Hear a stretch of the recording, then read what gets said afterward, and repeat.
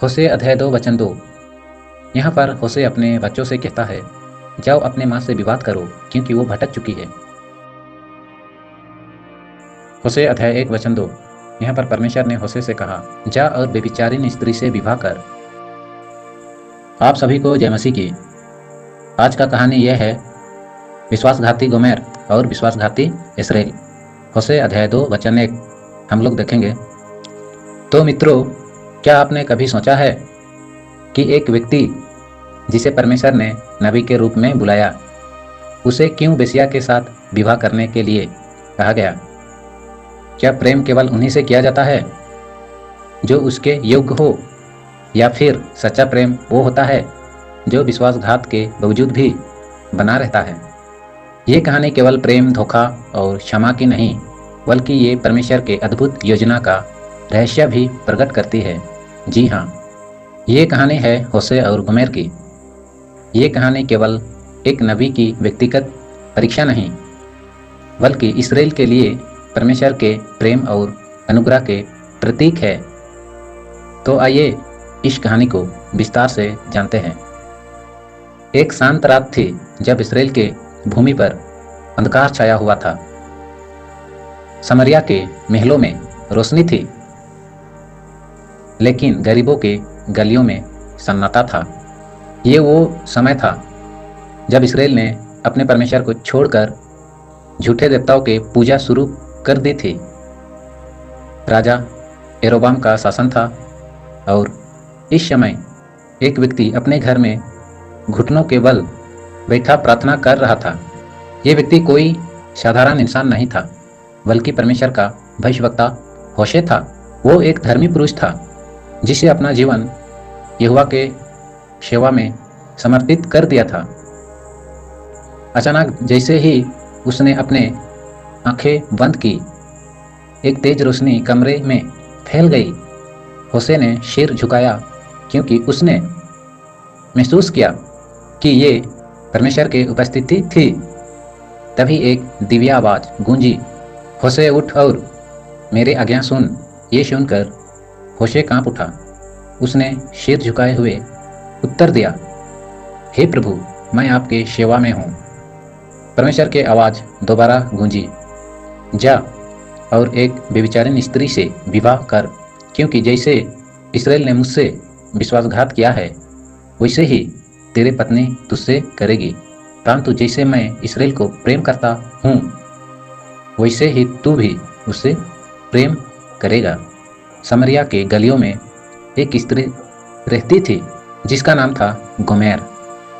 वो सुंदर थी, लेकिन उसका जीवन पाप से भरा हुआ था। वो उन स्त्री में से थी जो धन और सुख के लिए किसी के भी साथ चली जाती थी।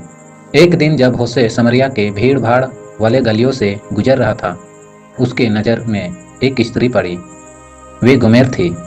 वो अपने चमकती आंखों से इधर उधर देख रही थी, परंतु होशे की दृष्टि केवल बाहरी सुंदरता पर नहीं थी। उसने परमेश्वर के वो आवाज़ याद की जो कह रही थी कि यही वो स्त्री है जिसे उसे विवाह करना है। होशे ने धीमे स्वर में कहा, गोमेर। गोमेर ने चुप कर उसके ओर देखा। उसने कभी सोचा भी नहीं था कि कोई भविष्यवक्ता उससे बात करेगा। उसने संदेह से पूछा, तुम कौन हो? उन्होंने जवाब दिया, मेरा नाम होशे है और मैं यहोवा का भविष्यवक्ता हूँ। परमेश्वर ने मुझसे कहा है कि मैं तुमसे विवाह करूँ। ये सुनकर गोमेर हंस पड़ी, मानो उसने कोई मजाक सुना हो। तुम्हें पता भी है कि मैं कौन हूँ? मैं कोई साधारण स्त्री नहीं, बल्कि एक ऐसा स्त्री हूँ जिसे लोग पसंद करते हैं, लेकिन समान नहीं। मैं तुम्हारे जैसे पुरुष के योग्य नहीं हूँ। होशे ने उसके आंखों में देखा और शांति से उत्तर दिया, परंतु परमेश्वर ने तुम्हें चुना है। गोमेर कुछ पल के लिए चुप रही। उसे समझ नहीं आया कि ये व्यक्ति मजाक कर रहा है या सच कह रहा है। लेकिन होसे के आंखों में जो सच्चाई थी वो किसी ने पहले उसमें नहीं देखा था। कुछ समय बाद होसे और गोमेर का विवाह हो गया। ये विवाह एक रहस्य था जिससे लोग समझ नहीं सके। एक भविष्यवक्ता और एक व्यभिचारिणी स्त्री, ये कैसा मेल था। पूरे नगर में ये एक चर्चा के विषय बन गया। कैसे भविष्यवक्ता है ये जो एक ऐसे स्त्री से विवाह कर रहा है। परंतु होसे जानता था कि ये केवल उसका विवाह नहीं था, बल्कि ये इस्राएल के लिए एक संदेश था। शुरुआत में सब कुछ ठीक था। गोमेर ने नए जीवन को अपनाने की कोशिश की। उन्होंने एक पुत्र को जन्म दिया। विवाह के कुछ समय बाद होसे ने महसूस किया कि गोमेर के मन में कोई अशांति थी। वो कभी कभी रात को चुपचाप घर से निकल जाती थी और जब लौटती तो उसके आंखों में एक अजीब सी बेचैनी होती। होसे ने एक रात पूछा, क्या तुम मुझसे कुछ छुपा रही हो? गोमेर ने नजरें चुराई। नहीं, कुछ नहीं। परंतु होसे जानता था अंधकार धीरे धीरे उनके घर में प्रवेश कर रहा है। कुछ ही समय बाद गोमेर का मन पूरी तरह से बदल गया। वो अपने पुराने जीवन के और लौटने लगी, जहां वो उन पुरुषों के साथ संबंध रखती थी जो केवल उसे भोग विलास के वस्तु समझती थी। समय बीतता गया और गोमेर पूरी तरह से अपने पुराने जीवन में लौट चुकी थी। उसने होसे को छोड़ दिया था और अब अन्य पुरुष के साथ रहती थी। नगर के लोग होसे का मजाक उड़ाने लगे। देखो ये भविष्यवक्ता जिसने एक दुष्ट स्त्री से विवाह किया था, अब अकेला खड़ा है। होसे रातों को जागकर यहोवा से प्रार्थना करता, प्रभु आपने मुझे क्यों इस परीक्षा में डालने के लिए उसे मेरे जीवन में भेजा था। परंतु परमेश्वर ने फिर से होसे से कहा, जा और अपने स्त्री को फिर से ले आ।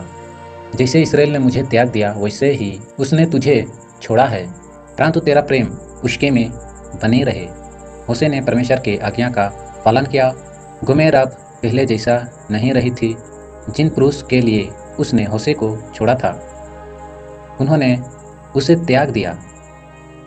अब वो एक दासी बन चुकी थी। उसे बाजारों में गुलामों की तरह बेचा जा रहा था। होसे को जब ये बात पता चला वो तुरंत वो बाजार में पहुंचा। वहां गोमेर झुकी हुई खड़ी थी।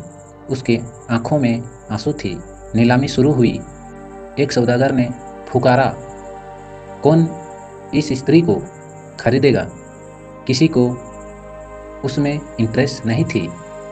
तब एक आवाज आई, मैं उसे खरीदूंगा। सभी ने मुड़कर देखा, ये होसे था। भीड़ चौंक गई। किसी ने पूछा, तुम इसे क्यों खरीद रहे हो? होसे ने उत्तर दिया, क्योंकि मैं इसे प्रेम करता हूँ। होसे ने गोमेर को फिर से अपने घर लाया। उसने उसे क्षमा किया और उसे अपनाया जैसे परमेश्वर अपनाने का वचन दिया था। गोमेर के आंखों में आंसू थी। मैंने तुझे धोखा दिया, फिर भी तूने मुझे प्रेम किया। होसे ने उत्तर दिया, ये प्रेम है। ये कहानी केवल एक विवाह की नहीं बल्कि परमेश्वर के प्रेम की थी। एक ऐसा प्रेम कभी समाप्त नहीं होता, चाहे मनुष्य कितने ही बार क्यों ना भटक जाए। ये हमें सिखाती है कि परमेश्वर तब भी प्रेम करता है जब हम उसे भूल जाते हैं। आमीन।